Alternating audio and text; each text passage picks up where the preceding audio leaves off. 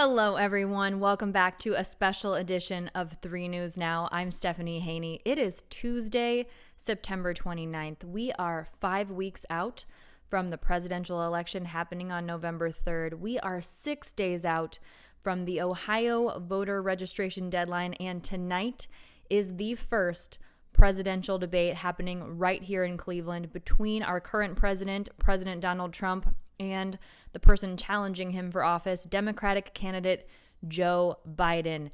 And this is where we'll let you know what to expect at tonight's debate and everything that we have for you on WKYC.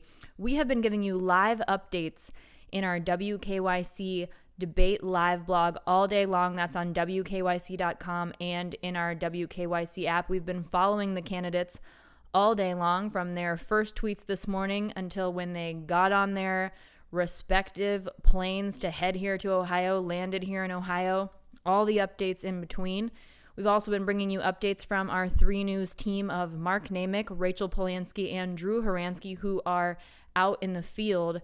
As of this evening, Rachel Polanski has been live at Wade Lagoon, where there's a Black Lives Matter protest underway. Drew Horansky has been live at the site of the debate happening right here in Cleveland. He spoke with Ohio Democratic Representative Tim Ryan, also Donald Trump Jr. today. We've got that in the live blog. We'll be keeping that live blog updated with reactions and important information all throughout the debate tonight. You can find that on WKYC.com. Now, the actual debate tonight is being held at the Health Education campus of Case Western Reserve University and the Cleveland Clinic. The topics that will be discussed tonight include the economy, President Trump and former Vice President Joe Biden's records in office, the Supreme Court, COVID-19, race and violence in our cities, the integrity of the election, and of course we'll also be hearing about President Donald Trump's taxes and the recent release of Joe Biden and Kamala Harris's taxes. There will be 15 minutes allotted per topic. The whole thing will be moderated by Chris Wallace of Fox News Sunday. So here's what you should watch for in the debate tonight. As I just mentioned, talk about taxes. Today, as part of our live blog, we let you know that the Democratic candidate Joe Biden and his vice presidential running mate Kamala Harris released their 2019 taxes today. Those records show that Biden and his wife, Dr. Jill Biden, reported just under $1 million in taxable income in 2019, paid $300,000 in federal income tax on that income, so about a 31% tax rate. Now, Biden's running mate, California Senator Kamala Harris, and her husband, Doug Emhoff, also released their 2019 tax returns today.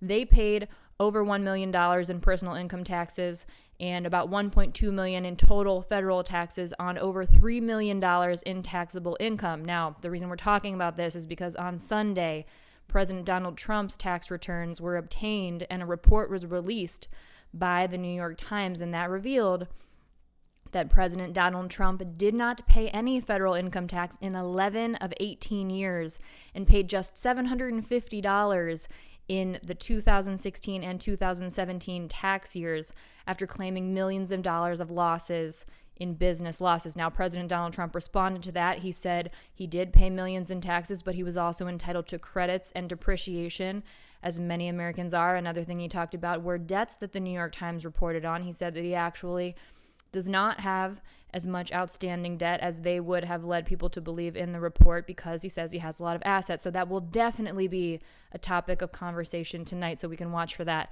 Another thing that will be talked about tonight, COVID-19 relief for Americans, and the fact that Congress has not been able to come to an agreement on another relief package for Americans. So not just the health aspect of COVID-19, but also the economic impact that COVID-19 has had. Now, in the House, the Democrats have put forward another bill. They put that out on Monday. This is a scaled back bill, a $2 trillion aid measure.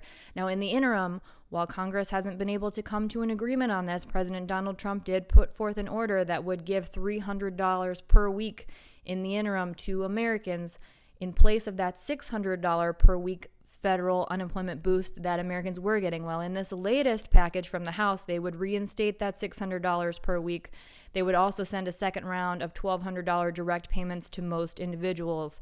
There's also money in there for state and local governments, for colleges and universities, and also for that Paycheck Protection Program, which helps businesses stop laying people off, helps keep them from laying people off, keeps them on the payroll. Well, Senate Republicans have not been able to come to an agreement with House Democrats, and a sticking point for them is a liability check. They don't want people to be able to sue businesses, schools, universities that reopened during the pandemic.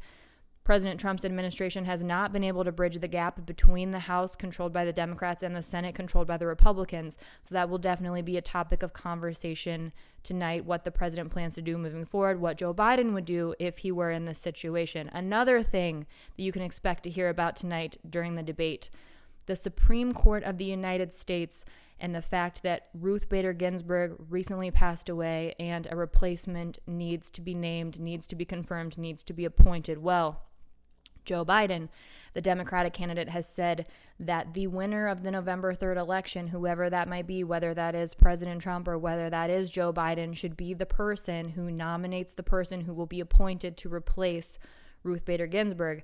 President Donald Trump, however, has already named his nominee. That is Judge Amy Coney Barrett. She's been sitting on the 7th Circuit Court of Appeals in Chicago since Trump appointed her there in 2017.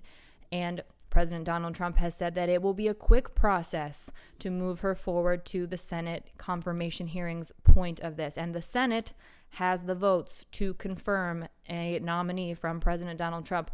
The Senate actually has said that they expect to begin hearings as soon as October 12th. Now, there's been a lot of talk about precedent in this place about appointing a nominee in an election year. In 2016, if you will remember, the Senate, which was also controlled by Republicans at this time, refused to have a hearing, refused to hold a vote on then President Barack Obama's nominee, Merrick Garland.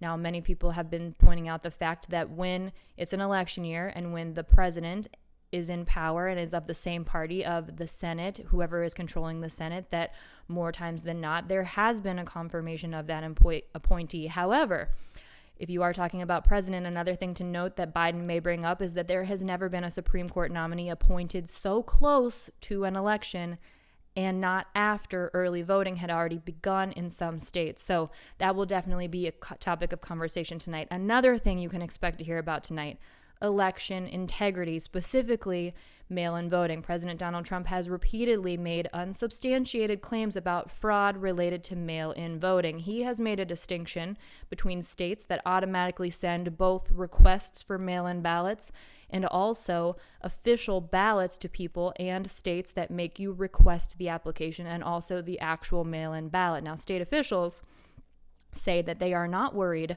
about fraud when it comes to mail-in voting. And tied to these claims, President Donald Trump has said that he has actually not said, rather, he would not confirm that he would accept the results of an election, continues to say that he needs to see what happens. Well, Democratic candidate Biden has said that he will accept the results of a full and fair election where every vote is counted. Now, here's the sticking point here.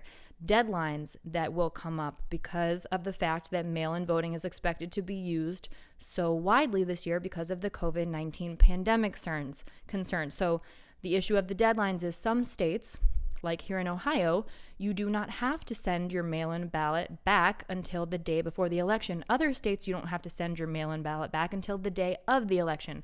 And with potentially up to half of American voters using mail-in voting today, that puts us in a situation where the in-person results on November 3rd might be different than the results that come back after those ballots make their way to the county board of elections across the country. So deadlines may come up. Mail-in voting will definitely be talked about in terms of the integrity of the election. Here's what you won't see at the first presidential debate tonight. You're not going to see real-time fact-checking between the candidates on the stage, and not likely from the moderator, who will be serving more as a traffic cop. Chris Wallace is actually more likely to try to get ahead of that with questions that include facts in the question. So really setting the stage for the question with the factual setup in that question. Now, between the candidates, they are much more likely to spend their time trying to get their own messages out rather than correcting each other. That is something that the Democratic candidate Joe Biden has specifically said. Now, this afternoon, we brought you this information on our WKYC Debate Live blog. The Biden campaign and the Democratic National Committee unveiled a Twitter account that they will be using to fact-check President Donald Trump in real time throughout the first presidential debate. That account is the word truth, just @truth. And here at WKYC.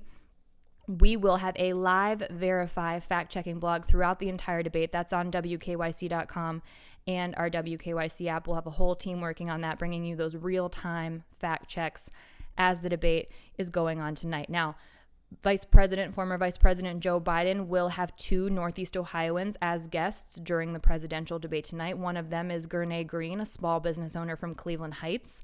Green owns the Cleveland Heights fashion boutique Chemistry 11 and is a certified healthcare information technologies analyst and a mother of two.